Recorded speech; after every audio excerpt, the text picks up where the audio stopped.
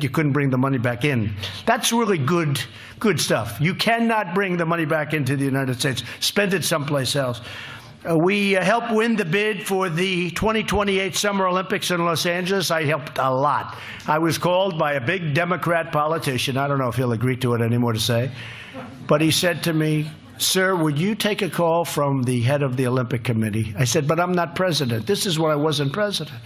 He said, "The president won't return his phone calls."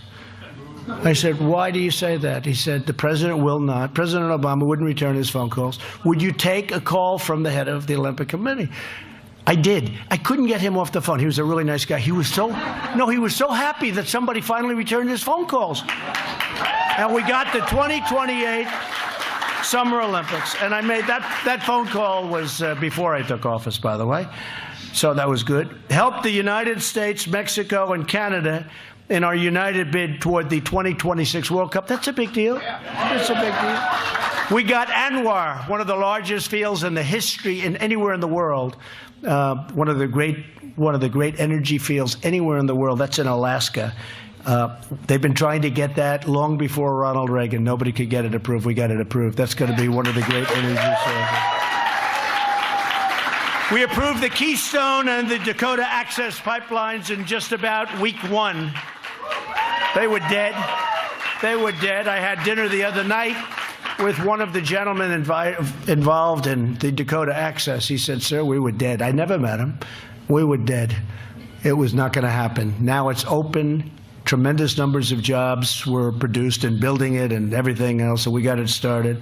Likewise, Keystone. I think it's going to be a total of 48,000 jobs during construction, and also environmentally better than the alternatives. Enacted regulatory relief for community banks and credit unions. They were dying. They were dying. They were being put out of business. Obamacare, we got rid of the individual mandate, which is the most unpopular aspect. I would have gotten rid of everything, but as you know, one of our wonderful senators said thumbs down at 2 o'clock in the morning.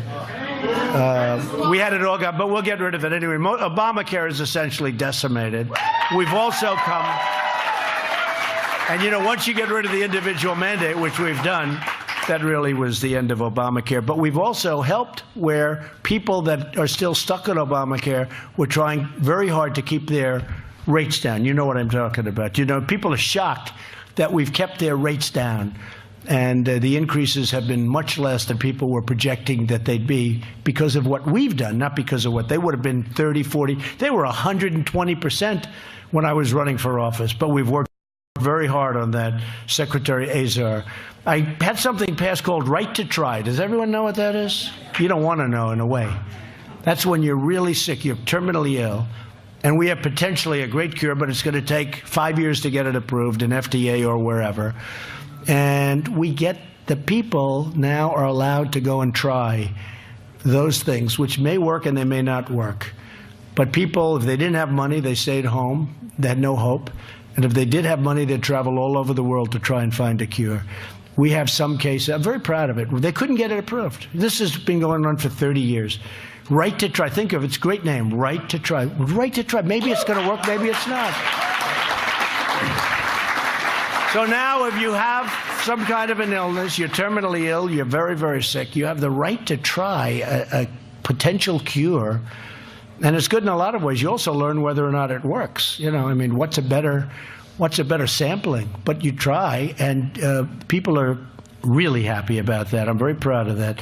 My administrations are providing more affordable health care options, so we're opening up many different options for health care, and we have association health plans, we have short-term duration plans, we have all sorts of plans coming out. Many of them are already out. Some just literally got out over the last week.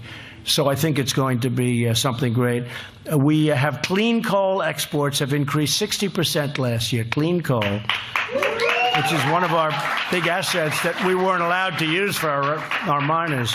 You remember Hillary with the coal, right? Sitting with the miners at the table. Remember, that wasn't so good for her.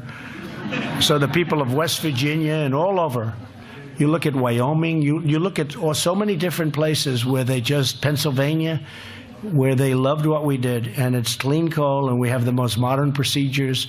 but it's a tremendous form of energy in the sense that in a military way, think of it, coal is indestructible. You can blow up a pipeline. You can blow up the windmills, you know, the windmills. Boom, boom, boom. Bing, that's the end of that windmill. If the birds don't kill it first. The birds can kill it first. They kill so many birds. You look underneath some of those windmills, it's like a killing field of birds. But, you know, that's what they were going to. They were going to windmills. And, you know, don't worry about when the wind doesn't blow. So what happens when the wind doesn't blow? Well, then we have a problem. Okay, good. They were putting them in areas where they didn't have much wind, too. And it's a subsidy. You need subsidy for windmills. You need subsidy. Who wants to have energy where you need subsidy? So the coal is doing great. American oil production recently reached an all-time high in our history, and it's going high. We're now the #1 in the world in that category. We're #1 in the world. Nobody ever thought they'd see that, but we opened it up in a very environmentally friendly way. United States is a net neutral gas exporter. Think of that.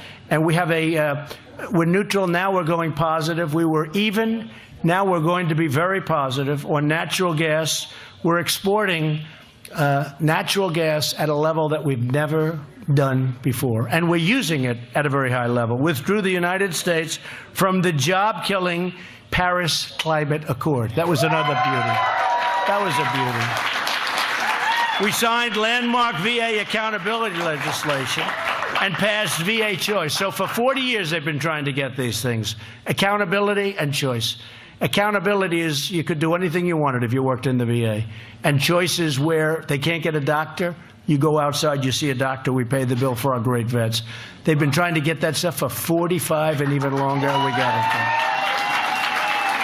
We secured a record $700 billion in military funding and $716 billion next year, and that's a record that I don't think it's going to be broken. I don't think we'll need to. We're rebuilding our military. And that's a lot of jobs because it's all being built here. Everything's being, we make the best planes in the world. We make the best military equipment in the world. Missiles and everything. We make the best equipment in the world. We make it here. So we have 700, 716, taking first steps to establish a space force, which we need. Confirm more circuit judges. We confirm more circuit court judges than any new administration, and by the time we finish, we're going to have more circuit court judges than any administration in history. In addition, we have already confirmed Supreme Court Justice Neil Gorsuch, and we've nominated a great gentleman, Judge Brett Kavanaugh, who is doing very well. These are great people, Ed, right? Withdrew from the horrible one-sided Iran deal. Moved the U.S. Embassy to Jerusalem after promises for war. We're protecting Americans from terrorists with our travel ban that just got upheld by the Supreme Court. Right?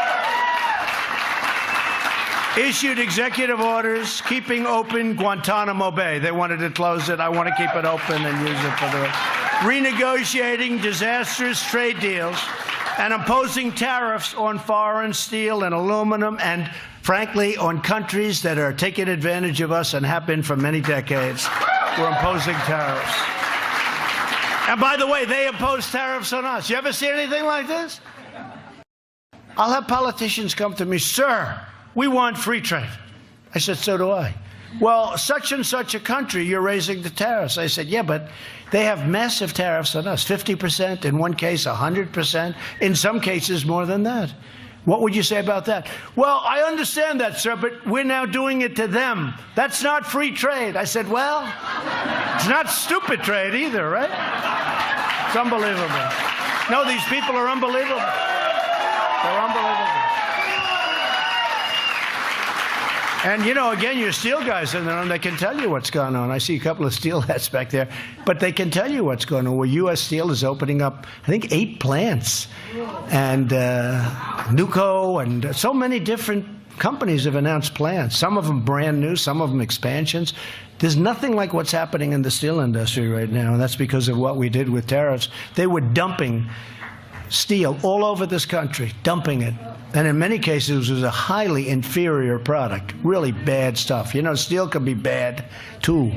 And we're doing beams and we're doing structural components with bad stuff. No, we don't want that. Net exports are on track to increase by $52 billion over the next year. They don't even talk about that. That came out in the 4.1 report. To me, it was one of the great things. $52 billion from what it was. We've begun building the wall. We've spent now $3.2 billion. We've spent...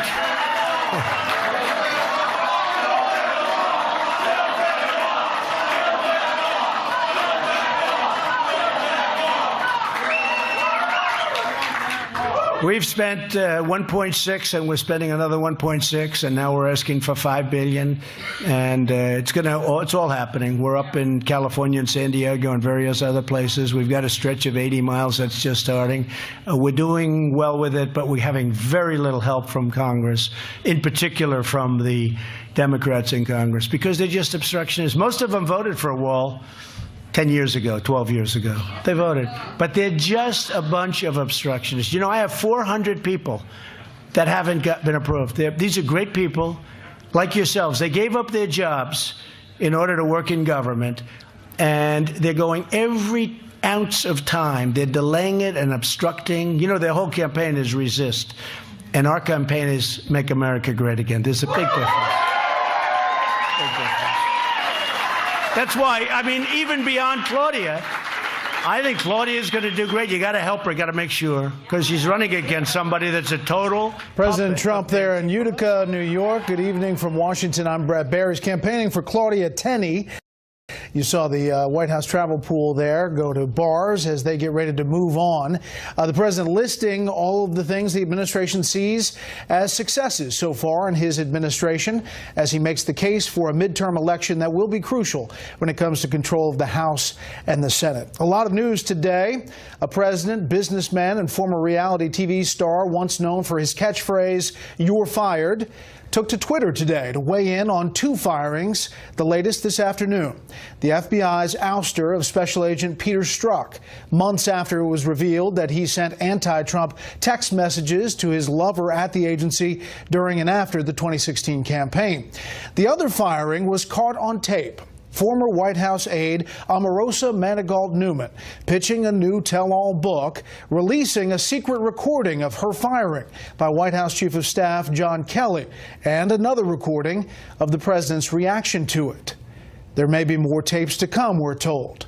President Trump's reaction on Twitter to the drama was more blunt today. We have Fox team coverage. Chief Intelligence Correspondent Catherine Harridge with details on Agent Strzok's termination. But we begin with correspondent Kevin Corke at the White House with the controversy surrounding the release of these recordings by Omarosa. Good evening, Kevin. Evening, Brett. Omarosa was a controversial figure during her time here at the White House. She was known to be mercurial in her temperament and could be quite confrontational with her staff. Still, she enjoyed the full support of the president, even after she left the White House. That is, of course, until now. Every day the Army is fighting for us, and now we are fighting for you 100%. In many ways, it was a familiar scene. President Trump on the road, surrounded by U.S. service personnel, this time speaking to the Army's 10th Mountain Division at Fort Drum, New York. But while he basked in the patriotic environs of the Empire State, back in Washington, his administration was again awash in controversy. He absolutely has an issue with the truth, and sometimes he battles with reality. Donald Trump is a con. He is truly a racist. He doesn't know how to control himself. He has no impulse control, and he doesn't have the tact for the presidency. It's actually really sad to watch him become unhinged. A barrage of searing critiques from former White House aide Omarosa ahead of the release of her tell-all book, Unhinged, a launch augmented by the release of secret recordings she made of conversations between her and the president and her and Chief of Staff John Kelly. I think it's important to understand that if we make this a friendly departure, we can all be, you can look at your time here in the White House as a year of service to the nation, and then you can go on without any type of difficulty in the future relative to your reputation. In another recording, she suggested the president was so out of touch with the daily minutia of the White House that he didn't even know she'd been fired the day before. Omarosa, what's going on? I just saw on the news that you're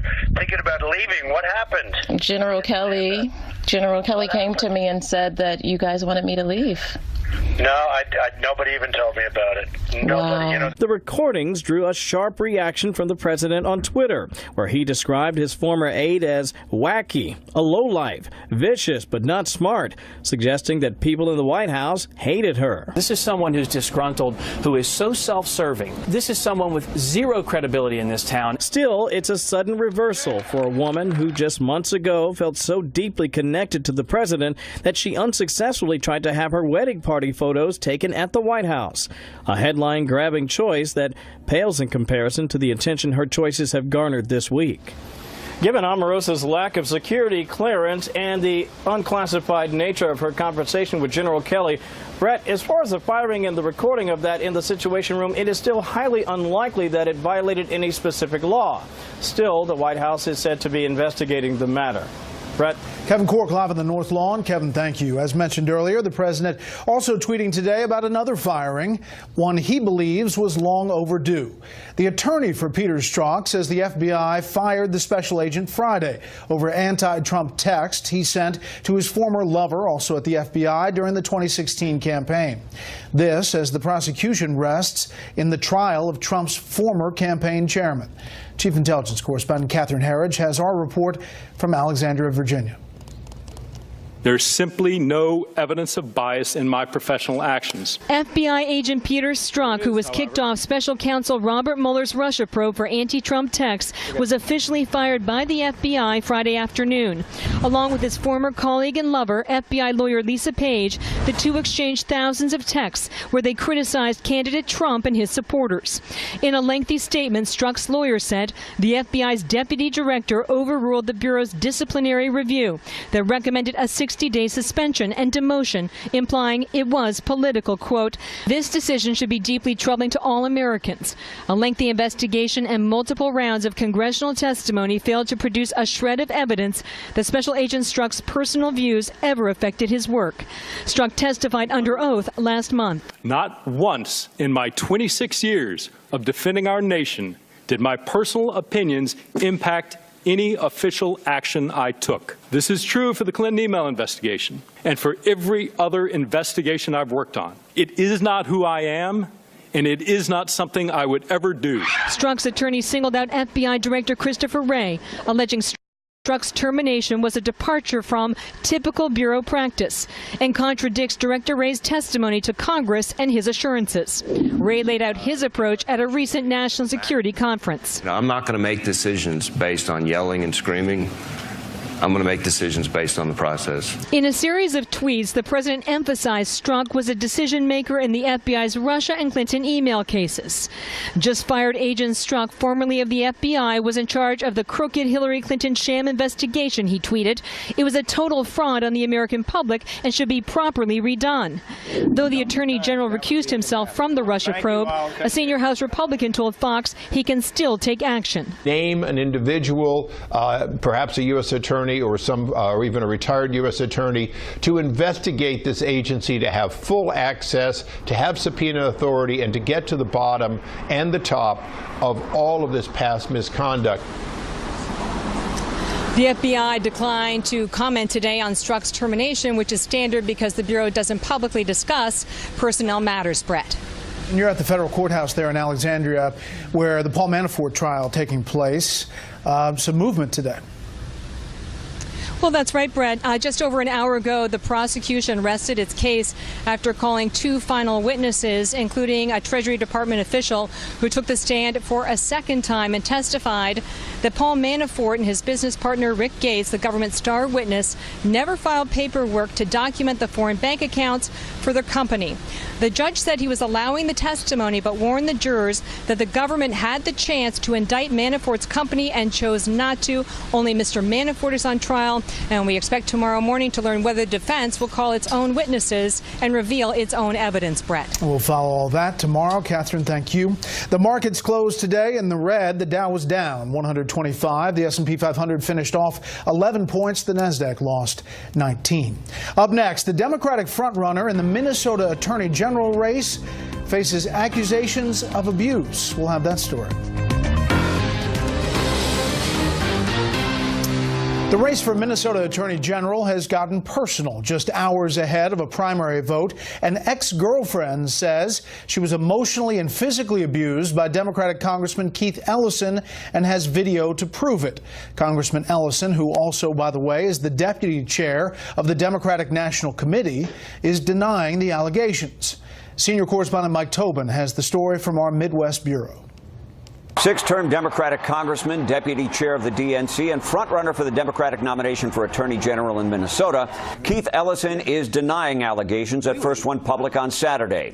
Austin Monahan, the son of Ellison's former girlfriend, wrote on Facebook that he was using his mother's computer and found over 100 text and Twitter messages that Austin Monahan claims were abusive and threatening. Also a video, almost 2 minutes long, that showed Keith Ellison dragging my mama off the bed by her feet, calling her an expletive, and telling her to get the expletive out of his house.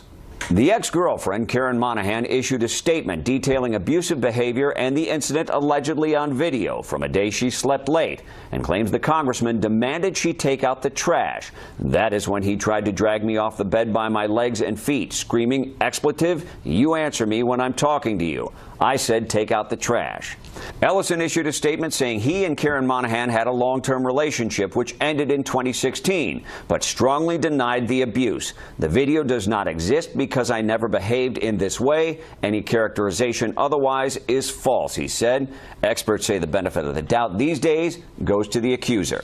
Voters, I'm sure, will have a lot of questions about whether these allegations are true and the timing of the allegations, but anything involving sexual assault is going to have a big impact in a Democratic primary. Ellison is one of 5 candidates vying for the Attorney General nomination. Opponent Tom Foley, a former prosecutor, says politics aside, take the allegations seriously. This is serious domestic charges. He serves as the #2 person in the Democratic National Committee.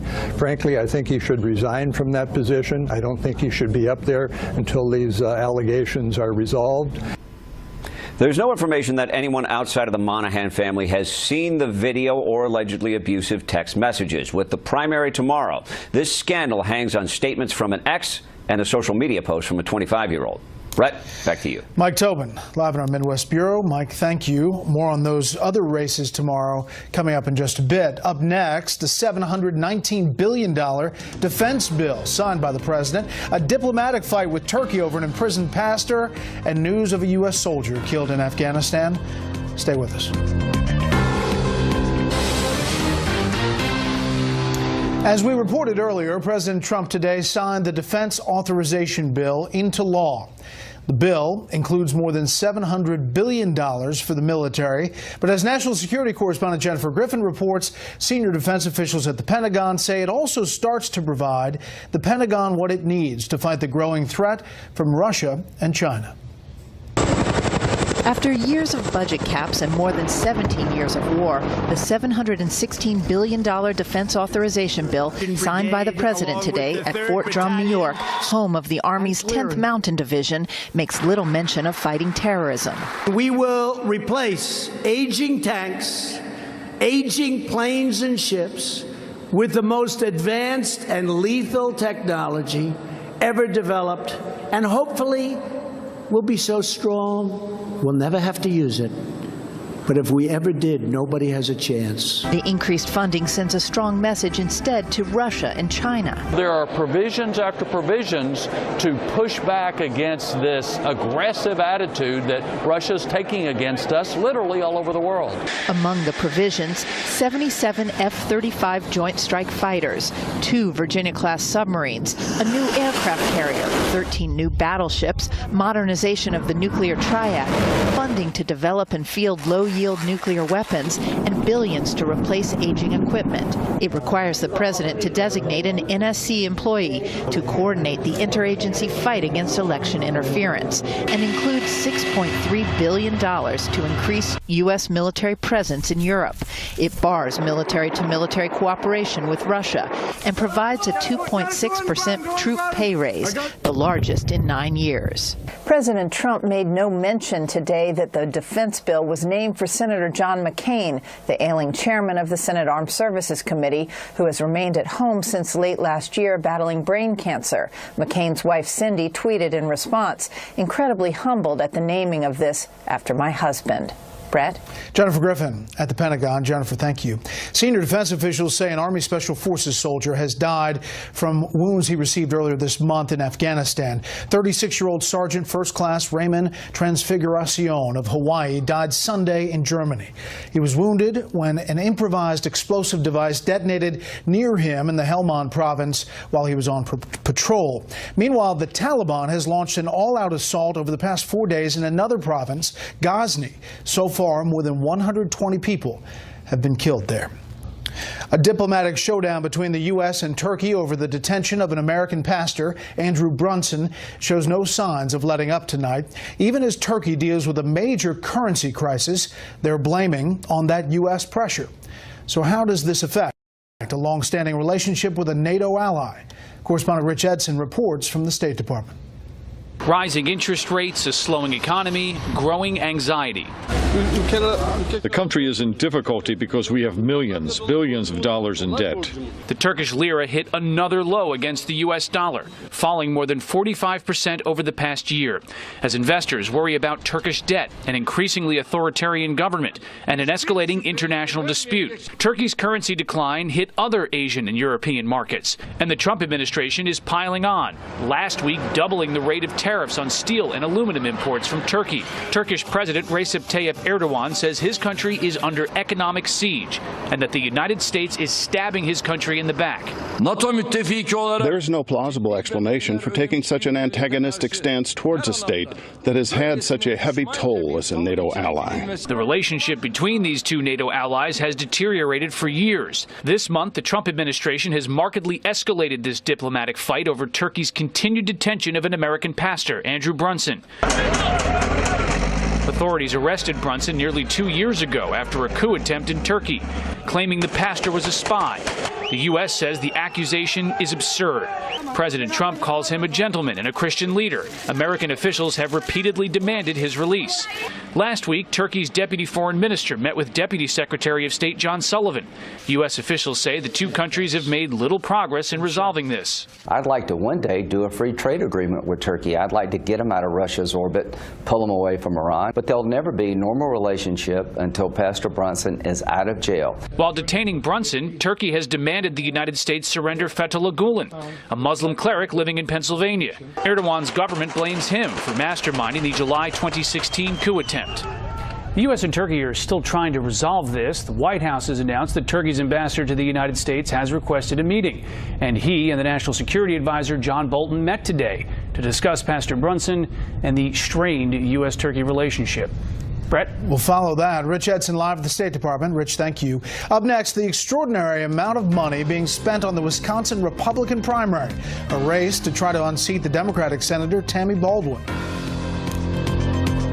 His election headquarters tonight, voters in Wisconsin head to the polls Tuesday to vote for a Republican to take on Democratic Senator Tammy Baldwin this November in a race for a seat that Democrats must hold for a chance at winning the Senate back from Republicans this fall. At least most believe that's a key seat.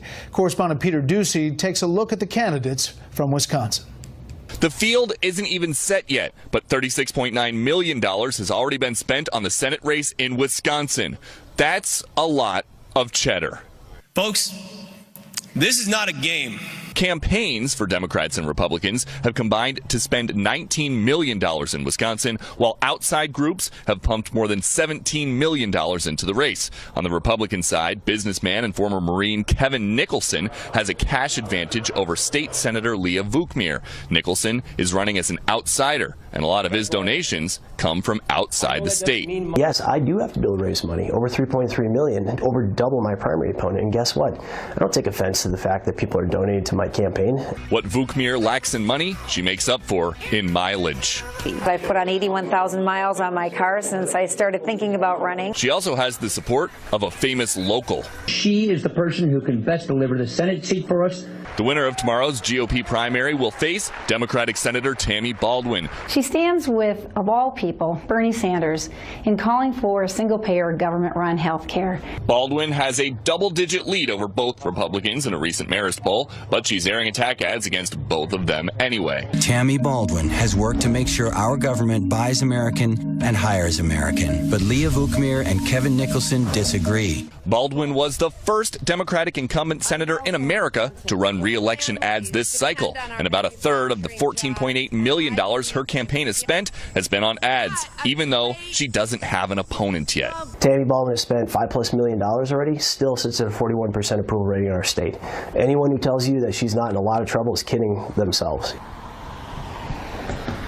Since President Trump took office, he has made Senate primary endorsements in states that he won really big, like Alabama and West Virginia, and they seem to have a real impact. But here in Wisconsin, a state that he won by just 23,000 votes in 2016, no primary endorsement yet. Brett? Peter Ducey live in Milwaukee. Peter, thanks. House Minority Leader Nancy Pelosi lashed out at NBC over the weekend after she was asked whether she'd be willing to step aside for a new generation of Democratic leaders following the November elections. I know NBC has been on a jag of this. This is one of their priorities, to undermine my prospects as Speaker. But putting that aside, I have not asked one person for a vote. I haven't asked a candidate or an incumbent for a vote. What's important, and I know better than anybody, how important it is for us to win this election. A number of campaigns, she noted, are using Pelosi, Republican campaigns. Pelosi said she was the best person for the job if Democrats take back the majority, and encouraged Democrats to do whatever they have to do to win. An FBI agent out, a former White House aide revealing secret recordings of her own termination. Our all-star panel weighs in on all the controversy over those ousters next.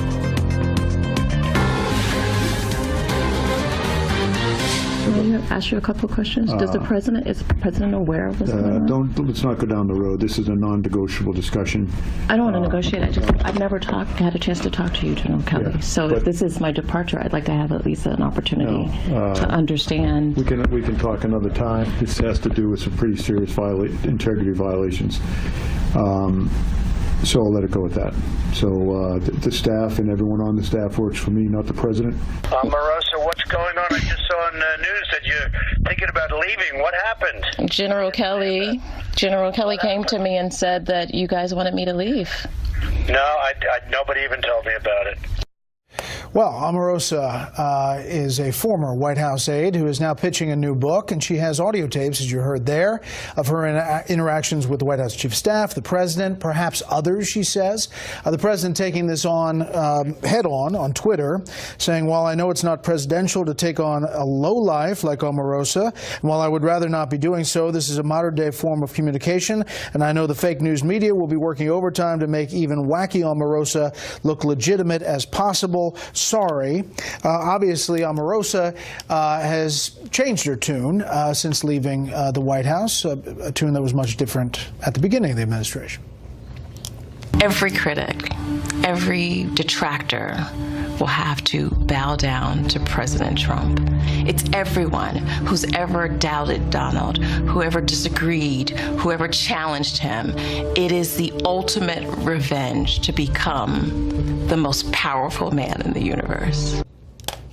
Former Apprentice player, now selling a book. Let's bring in our panel. Jason Riley, Wall Street Journal columnist, senior fellow at the Manhattan Institute. Zeke Miller, White House reporter for the Associated Press. And Chris Stirewalt, politics editor here at Fox News. Okay, Jason, obviously it's a lot of drama. if people didn't think that this was coming, maybe they should have when she was hired. But what do you think about this? I don't think it's that complicated. She sounds like a disgruntled former employee cashing in, opportunistic. She's got a book to sell. This is someone who's known the president for, by her reckoning, 15 years. She's worked with him on a TV show, on the campaign, now in the White House. And she seems to be also sort of validating her firing. This is what the chief of staff was afraid of. The president needs to be surrounded by people he can trust. He clearly cannot trust Omarosa. And not only is this Kelly's observation, but his predecessor, Reince Priebus, said the same thing. This is not someone we want around the White House, and she's out there right now on this book tour, I think, very much confirming their suspicions. Zeke, there are other people out there. Frank Luntz, who says he's quoted in the book, page 149. She claims to have heard from someone who heard from me that I heard Trump used the N-word. Not only is that flat out false, I've never heard such a thing, but Omarosa didn't even make an effort to call or email me to verify. Very shoddy work. She is out on these interviews saying the president is racist and that she had a change of heart in her term. She is clearly not the most credible spokesperson for her own agenda here. You go back to, you played those clips from 2016, others. Even by her own admission, she hadn't had a conversation with John Kelly up until her firing 5 months after he started. There are a whole lot of reasons to doubt her credibility here. At the same time, it's the fact that she was in the White House to begin with. It points to an issue with this administration, the fact that she felt empowered, that it was okay to make those sorts of recordings, make those sorts of statements to a chief of staff, points to something about this White House that is different than every other White House that we have seen. The nature of that freedom, or the culture of backbiting, a culture where the individual was first and the team came second, where the country came second. That is sort of the cultural problem that existed back in the White House with Omarosa there. The question is, have they fully rooted out that problem now? And you look at some of the tweets, some of the personnel issues they've had, the drama this administration has had over and over again, and the answer is probably not yet. So we're not done with this cycle. She's going to keep pitching it. We're probably going to hear more stories about her time in the White House from the White House, on the record and off. What does this do politically? Anything? Nothing. This is look, and this is reaching a point of dramatically diminishing returns for her. If this is it, right? If the worst that she has is very conventional kind of conversations that you would expect to hear from a chief of, this is the point of a chief of staff, to insulate the president from people, from disgruntled employees, from people who you have to fire. And of course, yes, then the president says, oh my gosh, heaven forfend that poor Omarosa would have to go. Oh wait, I'm sorry, the signal's breaking up here. Oh bye. So none of that is surprising. All of that is normal. If this is the best thing that she has, if this is the goods, there ain't no goods, and this will go away quick. Obviously, some of what she's saying could be true. I just think that most people will want independent verification that it's true, given her lack of credibility. All right, let's turn to the firing, another firing. Peter Strzok, the FBI agent at the center of these anti-Trump texts, fired Friday, we're told. The president weighing in, saying that it was had taken far too long for that to happen, and saying the big story that the fake news media refuses to report is lowlife Christopher Steele's many meetings with Deputy AG Bruce Orr, his beautiful wife Nellie. It was Fusion GPS that hired Steele to write a phony, discredited dossier paid for by crooked Hillary and the DNC. He had a series of tweets over the weekend, and then finally today saying Peter Strzok was fired. Zeke. I mean, it's clear that the Russia investigation is very front and center on the president's mind. It's been that way for months, if not a year. Now he's very concerned about the Mueller probe and its encroachment on his campaign, and he's fighting this war against the Mueller probe in the press. And ultimately, you know, he has certainly legitimate gripes about Peter Strzok and the conduct of this investigation. But this is not about Peter Strzok, about a single FBI employee. This is about the president trying to discredit the broader investigation into his administration, into people around him, and that is ultimately a political question. That's why we're seeing him take to Twitter in this case and make his case. I said today, Jason, that there is a confluence here where it's like a train. Two trains on two sides of the investigation, and they're racing towards the fall. You've got the Mueller investigation, and you have this other investigation into the early parts of the Trump investigation, the Russia probe, and the IG coming out potentially with another report. What do we make of this development and how it fits into all this? I wonder what took so long for this man to be fired. He keeps saying there was no evidence that my political bias affected my job performance. Well, Mueller seemed to disagree, which is why he got FBI kicked off of Mueller's team? And what about what he's done to the integrity of the FBI? What about what he's done to the integrity of the Mueller investigation by tainting it in this way? It was clear that he had political bias here. We're going to stop Trump from being elected.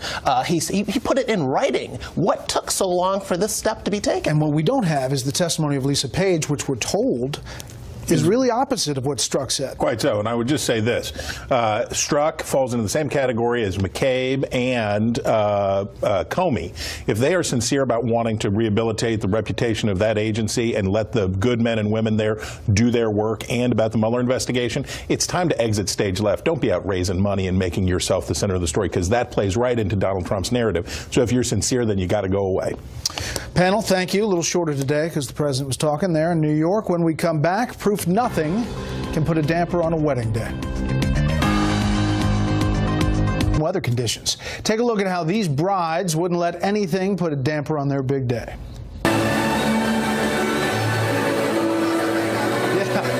I mean, take a look at that. This bride's from the Philippines, forced to arrive to the church by boat, and then because of a tropical storm there, she wades down the aisle, still meets the groom, everything goes forward. Another bride and groom from New Jersey actually were rescued by police officers after their car was submerged in water because of the floods there. The new bride climbs out of the car. She makes it through the escape through the sunroof. They actually get to the wedding and pull it off. There you go. Thanks for inviting us into your home tonight. That's it for this special report. Fair, balanced, and unafraid. The story hosted by my friend Martha McCallum starts right now. That's determination, Martha. You never really wear that dress again anyway, you know? Thank you, Brett. Good to see you.